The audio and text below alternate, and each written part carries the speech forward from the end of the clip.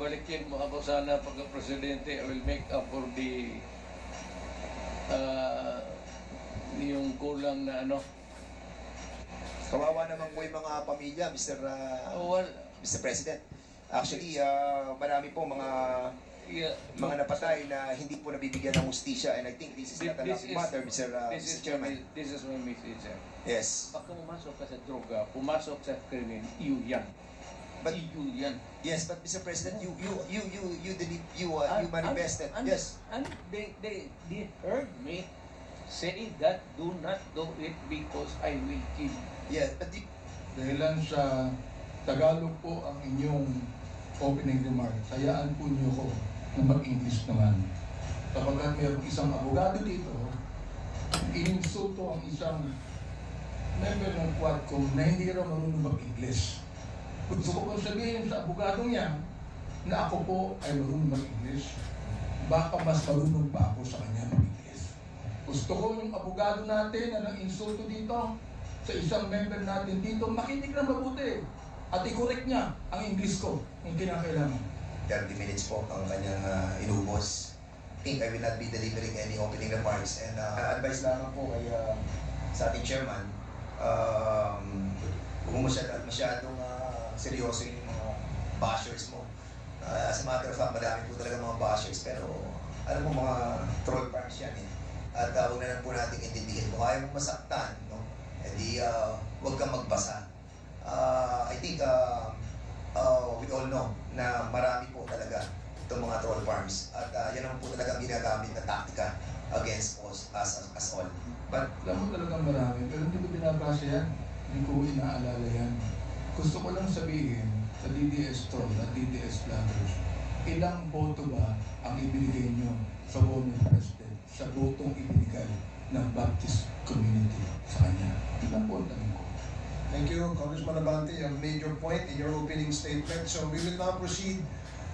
Instead of delivering an opening remarks, you said you're going to show a clip. Is that?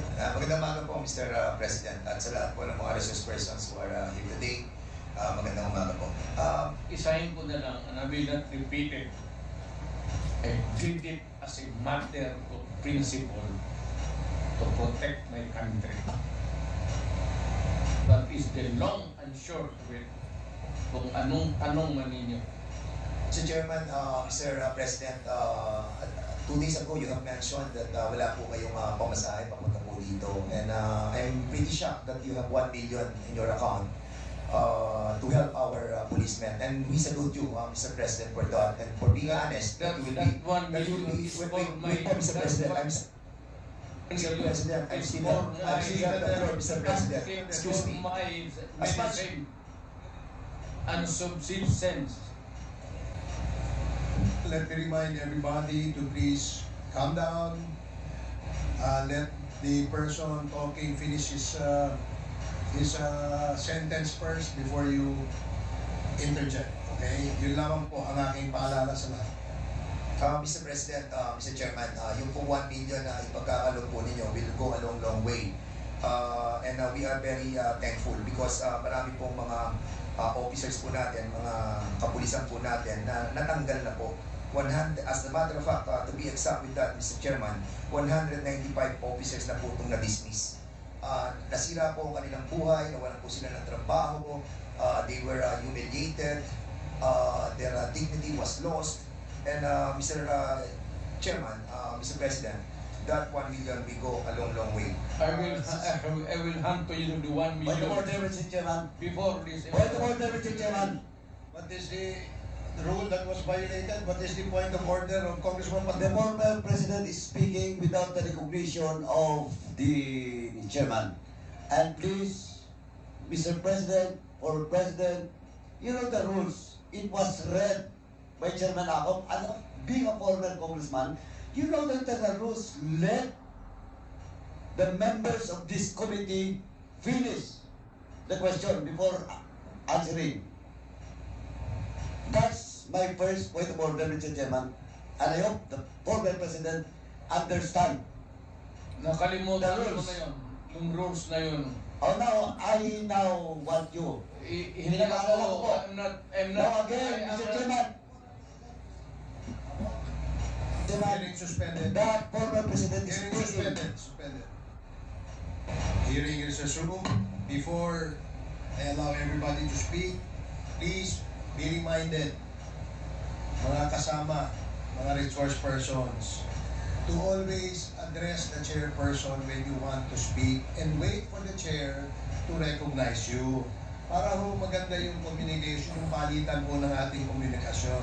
Mahirap po kasi na nag-uunahan tayo magsalita, dadating po sa punto, nagtataasan na po tayo ng boses, ayaw naman po natin mangyari yan because napaka-maselan at napaka-importante nitong ating pinag-uusapan. I do request from our resource person to please address the chair first before we speak, and the same as well to the members. Please address the chair. Let me be the traffic enforcer here para malinaw at maayos ang ating hearing sa ngayong umaga. Mr. Chairman. We will now proceed with Congressman Dan Yes. Fernandez. Mr. Chairman. Wait for the chair to recognize you first, please. I'm sorry, Mr. Chairman. Ulitin Sige po. po. Okay. Please wait for the chair to recognize you before you speak. Now you are recognized, Congressman Dan Thank you, Fernandez. Mr. Chairman. If you work for a government, there are rules to be followed.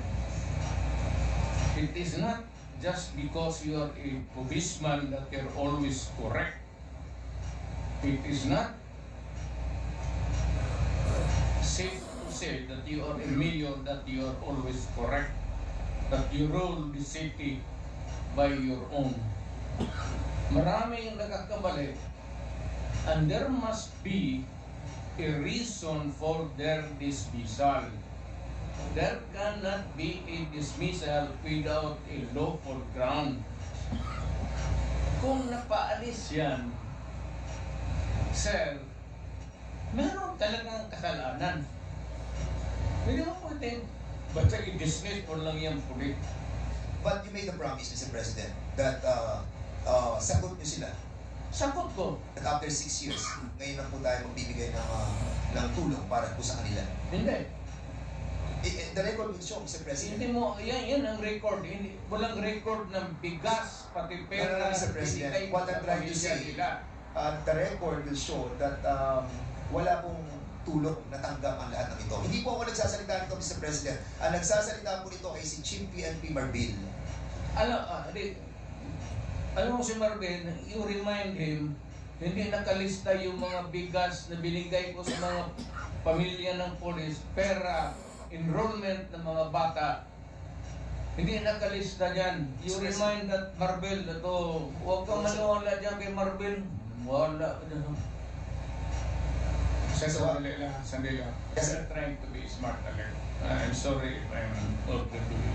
Yeah, it's okay po, Mr. President. No problem po. It's not really, hindi ko sinasadya yun. Opo. I respect I was once a member of Congress. Medyo emotional lang kasi ako basta sa crime na talagang galit ako sa kriminal. We understand that po, Mr. President. Nandito na lang rin tayo. Pag nahuli ninyo, patakin nyo lahat. Huwag ninyong dalhin sa Sir, pupunta ng presuhan niya, papakainin ko pa yung mga Mr. President, thank you so much for refraining yourself from speaking bad words. We appreciate that. No? Nakikita po namin na talagang pinipigilan nyo sa inyo. Takot ako sa inyo, sir. Hindi po, sir. Natutuwa po kami dahil nga nagiging maayos po yung ating usapan po, sir. Sir, kasi po may... Swerte nga nito. Takot talaga ako sa inyo. Kami din po malamig din po kamay namin dahil sino po ba yung sinasabi na assistant na magdi-disperse po ng pera para sa reward system? Yes. Sino po, Mr. President? Hindi ko naman sinong kahiro doon. A police operation cannot be funded by private money. That is not allowed by law. In accordance with the rule of COMELEC, yung excess money po na ginagamit po natin sa kampanya must be returned back to the COMELEC, Mr. Chair, to the donors, Mr. President. Hindi, yun po sinasabi ng COMELEC, Mr. President. And yun po yung batas na atin po dapat sundin. Tanungin kita, sinong kandidato ng nagsauli Mr. President, you cannot ask question. We will be the one asking question. That's why I said, Kasi po kami po, nakakatanggap because po. it's Mr. President, I still have the floor. to grow Mr. President, Mr. public President. interest, to protect public interest. Kaya nga po, Mr. President, Yes. na-utilize po yun. Yung sa, Yes, correct. Okay, Mr. President, your pronouncement that don't destroy my country because I will kill you. Does this pertains to all of these elements, Mr. Hindi naman. Sir, I was really particularly worried because yung droga kasi ang target yung mga bata. Hindi tayo. Ang droga na distribute dyan sa mga high school, dyan sa mga ano, kung ang next generation ng Pilipino puro bangag. Marami nakikita mo dito marami ng mga opisyal natin sa gobyerno, nakikita mo bangag eh. Alam mo na kung sino ang bangag. Tinatawag nila, kaya ako, sir, I'm just being, I was being a father. Talagang galit ako sa kriminal. Those trafficking sa drugs, may utak yun. Yun sila ang nag-traffic ng drugs. And they avoid taking drugs because alam nila na kung malulong sila sa droga, hindi na nila magamit yung utak nila. So, Kaya, yung sinabi nila na hindi lahat drogista, tama yun. Ayun. Pero ito po yung mga collateral damage. Sabi nga po, shit happens. Diba? Sabi ni Gerald Bato. So, if ever that meron po collateral damage, meron po mga shit happens, will you consider this as a failure of the war on drugs? Hindi. I would say that it was maybe unnecessary.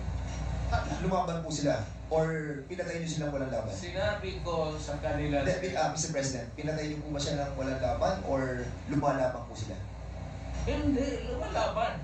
Kasi, So- kasi pag-grade, siyempre, agawan ng kung anong mapupulot nila. Pero kung lumaban, pasensya tayo.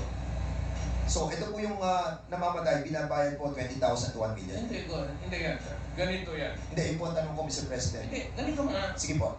Ito na yung answer ko eh. Sige po. Yung may police operation, alam ng police lahat yan, pinupunduhan ko yan.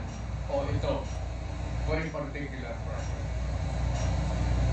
Pagka na-accomplish nila yan, sir, may sobra, magsabi ang police officer o lead officer, sir, may sobra, hindi na ubos yan.